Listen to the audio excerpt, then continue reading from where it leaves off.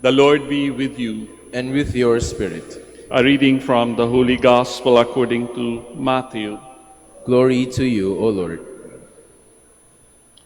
When Jesus went into the region of Caesarea Philippi, he asked his disciples, "Who do people say that the Son of Man is?" They replied, "Some say John the Baptist, others Elijah, still others Jeremiah or one of the prophets." Jesus said to them, "But who do you say that I am?" Simon Peter said in reply, "You are the Christ, the Son of the living God." Jesus said to him in reply, "Blessed are you, Simon, son of Jonah, for flesh and blood has not revealed this to you, but my heavenly Father. And so I say to you, you are Peter, and upon this rock I will build my church. And the gates of the netherworld shall not prevail against it. I will give you the keys to the kingdom of heaven. Whatever you bind on earth shall be bound in heaven, and whatever you loose on earth shall be loosed in heaven." Dear friends, brothers and sisters, the Gospel of the Lord. Praise to you, Lord Jesus Christ. Please be seated. Tinanong ng ating Panginoong Jesus ang kanyang mga disciples, "Sino ba ako?" Ano bang sinasabi ng mga tao tungkol sa akin? May mga answers. Pero hindi siya interesado doon. Interesado siya sa sagot mismo ng mga sumusunod sa kanya. Sabi, si Elijah, si Jeremiah, si John the Baptist, mali lahat. Isa lang ang tumama, si Peter. "You are Christ, the Son of the living God." Tama. Pero anong sinabi ni Jesus? Saan galing yun, di ba? Saan? Paano mo nalaman yun? It is true, pero hindi flesh and blood, hindi tao ang nag-reveal sa kanya, but the Father in heaven. Tayo rin ay tinatanong ngayon ng Panginoon, gaya ng tanong niya sa kanyang mga disciples, sino ba si Jesus para sa akin bilang pari, para sa inyo bilang maaring spouses, mag-asawa, mga magulang, anak, lolo, lola, apo, etc., etc. Sino si Jesus sa atin? Hindi na tayo pipili ng mga ibang sagot, di ba? Alam na natin yung tamang sagot. You are Christ. You are the Messiah. You are my Savior. Masasabi ba natin yun? Oo naman, alam natin yun dito sa ating isipan.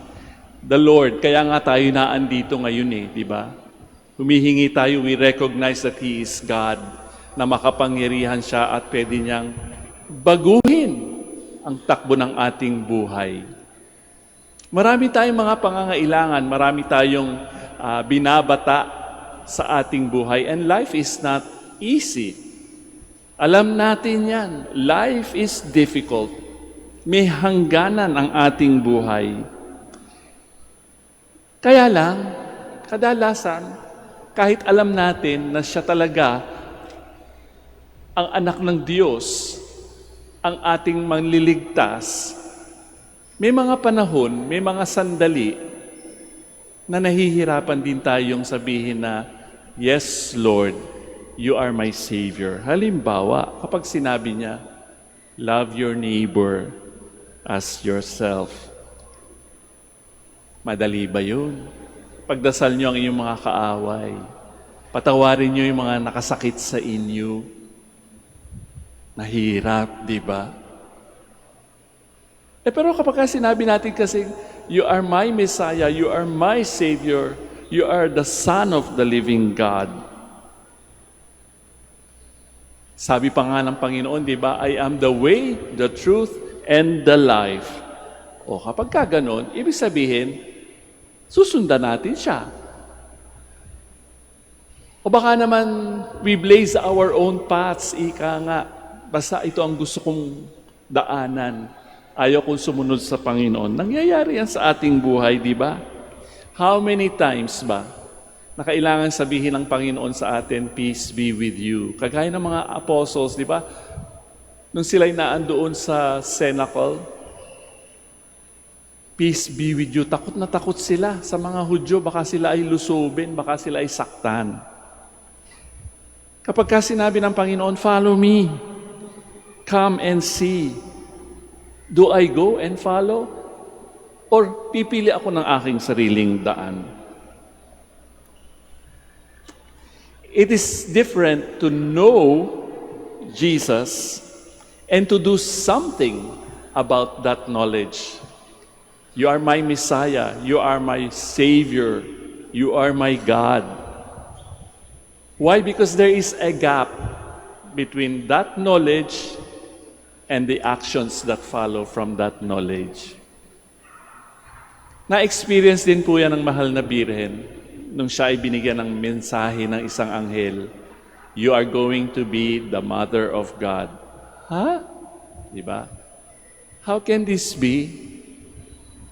Wala naman akong boyfriend. How can that be? Nangyari din yon sa Panginoong Jesus in the Garden of Gethsemane. Father, baka pwedeng iwasan natin itong mangyayari sa akin. Alam ng Panginoon di ba? Sinabi nga niya kina Peter at sa ibang disciples, I will suffer, I will be rejected, I will be killed. But I will resurrect after 3 days. Sinabi pa nga doon sa version naman ni Mark, di ba? Lord, sabi ni Peter, the impulsive Peter, hindi ko papabayaang mangyari sa iyo yan, Lord. Anong sinabi ng Panginoon kay Peter? Get behind me, Satan. You are thinking as men do, not to do the Father's will. Pero alam ng Panginoon, di ba? Alam na alam niya kung bakit siya nagpunta dito. To save us all, to be our Savior. Maybe Jesus is also saying to us, kagaya rin ng sinabi niya kay Peter, show me what the kingdom looks like in your life, in your relationships, in your circumstances in life. Di ba sinabi nga niya, ang kingdom of God daw ay naandito na in our midst, nasa atin na. Kailangan na lamang nating ganapin. Kaso nga, because of our limitations, because of our inclinations, hindi nangyayari. Binigay niya ang susi kay Peter. Ano ba yung susing yan? Maybe it is symbolic. Pero ano ba ang susi? Di ba yan yung nakakapagbukas ng pinto? In other words, kapag binuksan natin yung mga saradong bagay sa ating buhay, we set free. We let loose what is bound. Ano ba yan? Love your enemies. Do good to those who hate you. Pray for those who hurt you. Turn the other cheek to those who strike us. Welcome the stranger.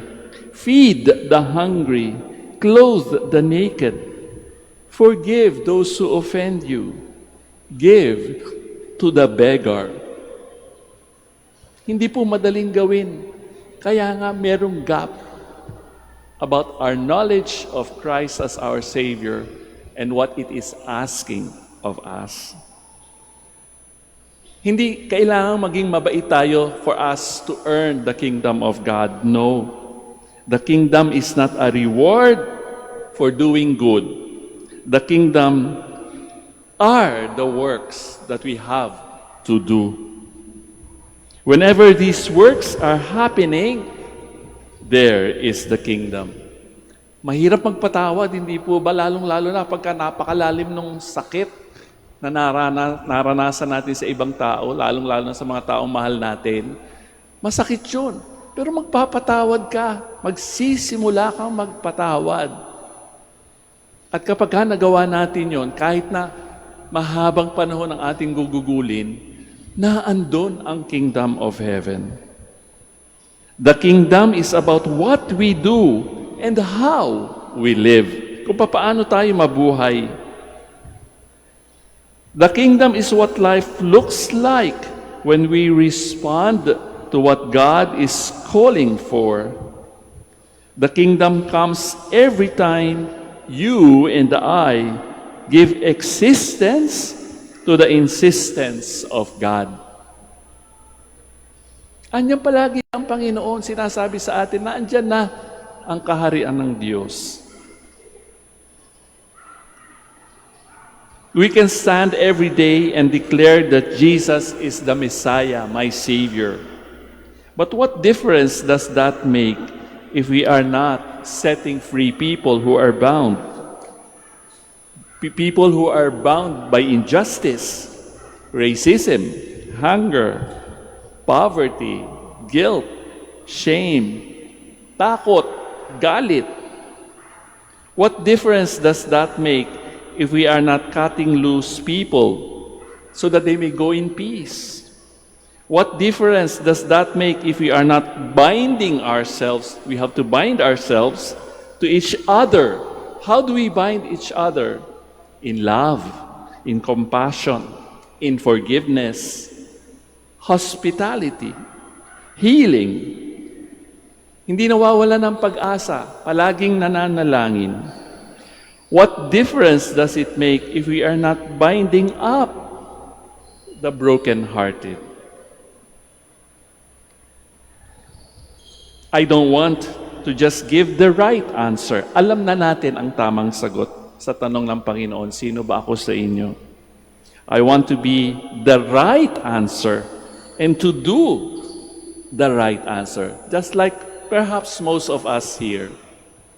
Hindi pwedeng salita lamang, di ba? Kailangan nating gawin kahit mahirap. Kuminsan kasi nagdadasal tayo, di ba? Panginoon, okay naman ang buhay ko, salamat sa inyo. Thank you very much. Pwede ba wag mo na akong pakialaman. May mga tao po ganyan nagdasali. Lord, I seem to be okay in my life. I'm okay already. You don't have to change me. Oops! Mali po yun, di ba? Kahit na wala tayong sinosolve na problema sa ating buhay, we must always be open for the Lord to change us to become better followers of Jesus. Once again, tinatanong tayo ng Panginoon, sino ako sa inyo? Meron ba tayong resibong maipapakita? Nasaan ang ebidensya? So mamaya sa pag-uwi natin, pag-isipan natin, nagbabago ho kasi ang ating sagot. Pero alam natin kung ano ang sagot. Depende ho sa circumstances ng ating buhay. Sino nga ba talaga si Jesus sa ating buhay? Sa akin bilang pare, hinahayaan ko bang siyang baguhin ako? Hahayaan ba natin siyang baguhin ang ating buhay, ang ating pananaw, ang ating puso?